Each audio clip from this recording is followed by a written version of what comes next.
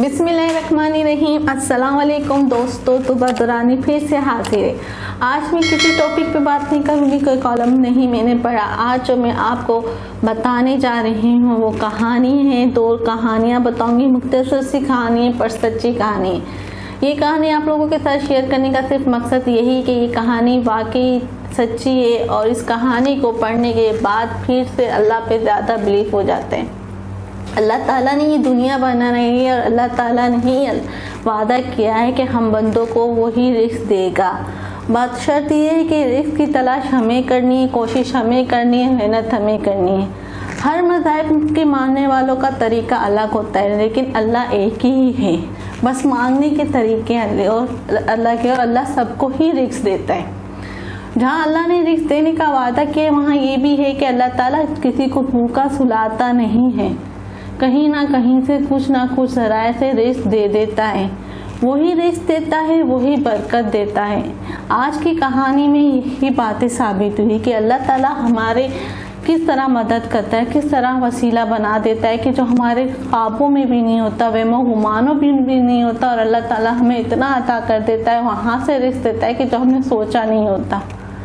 और हमारे कारोबार में भी बरकत इस तरह डाल देता है कि हम जितना अल्लाह का शुक्र अदा करें वो कम है।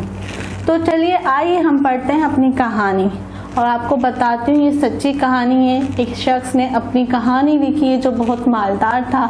तो आइए उसकी कहानी में आप लोगों के साथ शेयर करती हूँ। लेकिन हाँ, उससे पहले आप लोगों से मेरी गुजारिश है कि मेरे चैनल पे जो नए आए हैं वो मेरे चैनल को सब्सक्राइब कर दे, और मेरे पुराने लोगों से भी गुजारिश है और नए फ्रेंड्स से भी गुजारिश है कि मेरे चैनल की वीडियो को पूरा देखिएगा, अपने दोस्तों के साथ शेयर कीजिएगा, अपने फैमिली मेम्बर के साथ शेयर कीजिएगा, अपने कज़न्स के साथ शेयर कीजिएगा और पूरा वॉच कीजिएगा। तो आइए चलते हैं अपनी कहानी की तरफ। एक नेक और मालदार शख्स ने अपना किस्सा लिखा है कि एक दिन मेरा दिल बहुत बेचैन हुआ। हर चंद कोशिश की कि दिल बहल जाए, परेशानी का बोझ उतर जाए और बेचैनी कम हो, मगर वो बढ़ती ही गई। बिल आखिर तंग आकर मैं बाहर निकल गया और बेमकसद इधर उधर घूमने लगा। इसी दौरान एक मस्जिद के सामने से गुजर हुआ तो देखा दरवाज़ा खुला है। फ़र्ज नमाजों में किसी का वक्त नहीं था। मैं बेसाख्ता मस्जिद में दाखिल हुआ। वज़ू करके 2-4 नमाज अदा करता हूँ, मुमकिन है दिल को राहत मिले। वज़ू के बाद मस्जिद में दाखिल हुआ तो एक साहब को देखा। खूब रो रो के गिड़गिड़ा कर दुआएं मांग रहे थे और काफ़ी बेकरार था। गौर से इसकी दुआ सुनी तो कर्ज उतारने की फरियाद में था। उनको उसका सलाम का और मुसाफा कर कर्ज का पूछा। बताने लगा कि आज अदा करने की आखिरी तारीख है, अपने मालिक से मांग रहा हूँ। उनका कर्ज चंद हज़ार रुपये का था और वो मैंने जेब से निकाल कर दिए।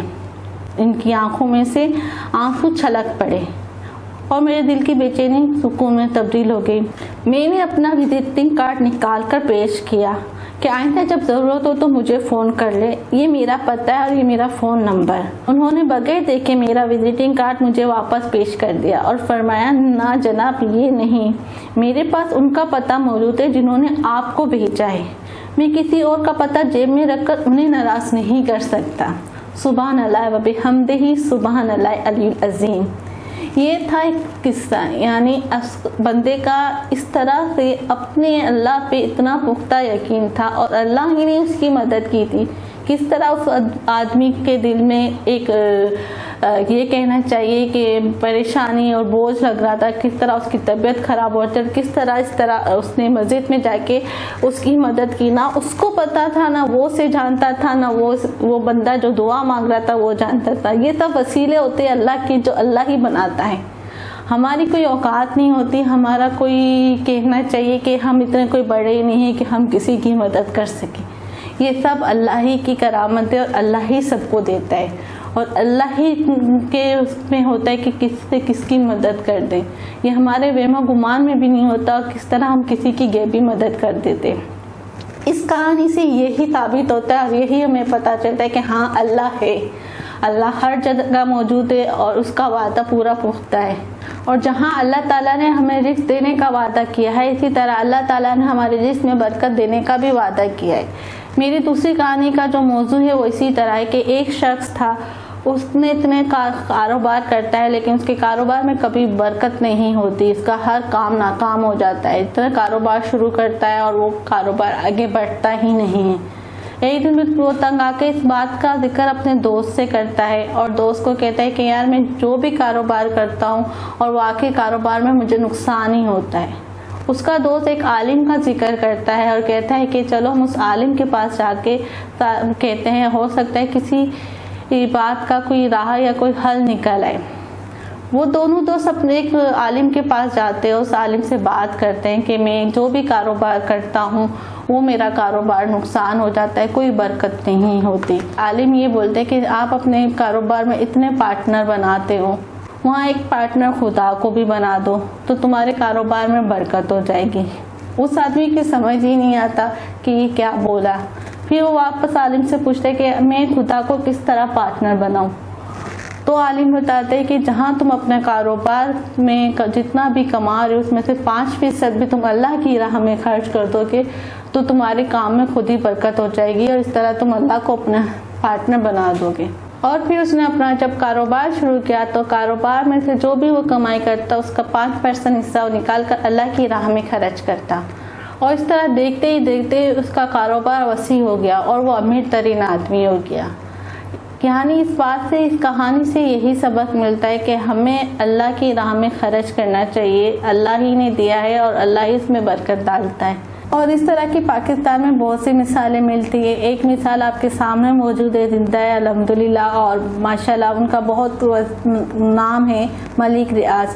ملک ریاض کو کون نہیں جانتا؟ پاکستان کے اندر ایک وہ چھوٹا سا ٹھیکیدار تھا، معمولی سا ٹھیکیدار، اور اس نے اسی فارمولے کو آزمایا ہے، اور یہ کہیں گے کہ انہوں نے اسی طرح اللہ کو اپنا پارٹنر بنایا اور وہ اللہ کی راہ میں بہت خرچ کرتے ہیں، اور ان کے بہت سے دسترخوانے جہاں وہ لوگ غریبوں کو کھانا کھلاتے، اور پاکستان میں ایک ان کا ہاسپٹل بھی ہے جہاں دماغ کا علاج کیا جاتا ہے، دماغ کے جو مریض ہوتے ہیں ان کا علاج کیا جاتا ہے۔ اس کے علاوہ وہ بیواؤں کی بھی بہت ہیلپ کرتے ہیں، گھر بھی تقسیم کرتے ہیں اور کم قیمتوں میں بھی گھر دیتے ہیں جن کے روزگار بہت کم ہوتا ہے۔ اس طرح کے ان کی بہت سی آج کل دیکھے کہ پروجیکٹ ہوتے ہیں اور ان کا بہت نام ہے۔ وہ بھی کون تھے؟ ایک معمولی سا انسان تھا لیکن اس نے اللہ کو اپنا پارٹنر بنایا اور آج وہ کہاں سے کہاں پہنچ گئے۔ اور دوسرا واقعہ ہمارے جنید جمشید صاحب، اللہ اپنی جنت نصیب کرے، انہوں نے بھی جب اپنا کاروبار شروع کیا تو ان کے بھی کاروبار میں بہت تنگی آ چکی تھی، ان کے بھی حالات بہت خراب ہو چکے تھے۔ انہیں بھی کسی نے اسی طرح مشورہ دیا اور جب سے انہوں نے بھی اللہ تعالیٰ کو اپنا پارٹنر بنایا تو الحمدللہ ان کا کاروبار بھی چڑھ نکلا، اور اب ان کے بچے اس کاروبار کو سنبھال رہے ہیں اور الحمدللہ کافی مدد بھی کرتے ہیں۔ یعنی اس طرح کی بہت سی کہانیاں ہیں، بہت سے لوگ ہیں جو سفید یا کہنا چاہیے سفید پردے میں ایسے مدد کرتے ہیں کہ کسی کو پتہ بھی نہیں ہوتا اور اتنے بڑے بڑے کاروبار کر رہے۔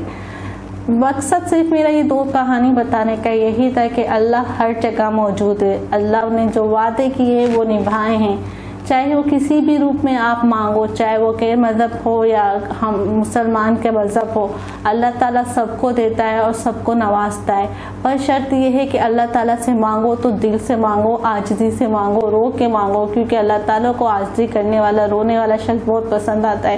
اللہ تعالیٰ کسی کی دعا رد نہیں کرتے، اللہ تعالیٰ سب کو نوازتا ہے۔